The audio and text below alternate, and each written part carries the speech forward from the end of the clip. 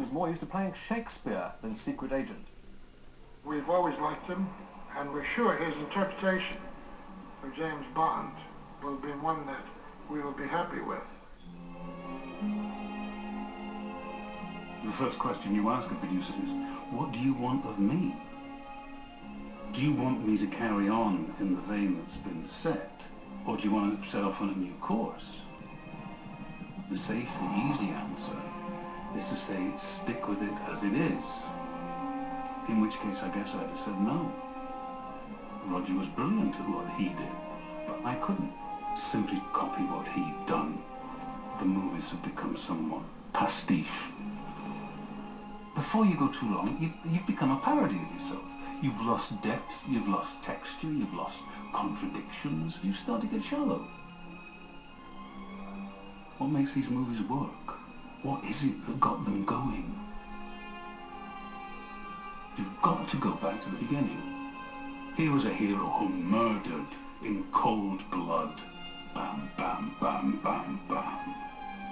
The dirtiest, toughest, meanest, nastiest, brutalist hero we've ever seen.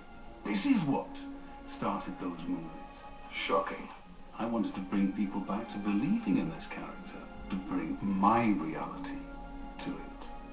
I guess I've always liked a challenge. I'm enthusiastic about it. I'm 80 years old, and I'm still enthusiastic about making Bond. He was very excited about starting up again. A real sense of nostalgia, going back to the beginning when it was all fun and full of promise. It's like one, take one.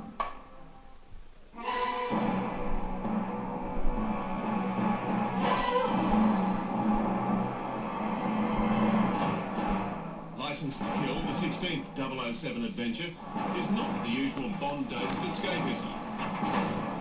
Instead, a tale of the nasty times we live in. Timothy wanted to get the job done. He was a man on a mission. It was the most violent Bond picture to date, pushing the envelope all over the place. This is terrible. I can't bring my 6- and 7-year-olds to see Bond anymore. Well, it was never made for 6- and 7-year-olds. And I meant to have warm-blooded, heterosexual adults, not meant for schoolboys. Further out on a limb you go, the more exciting it is. It was tightly wound. There's no joke.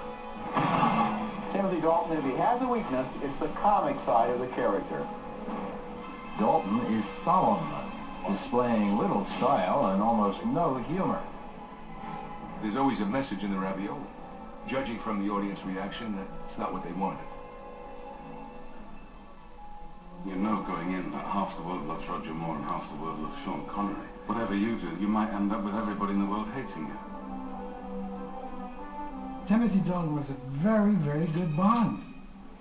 You saw him acting on the set and you thought, gee, boy, that's something. But somehow or other, the public just didn't buy it. How do you explain something like that?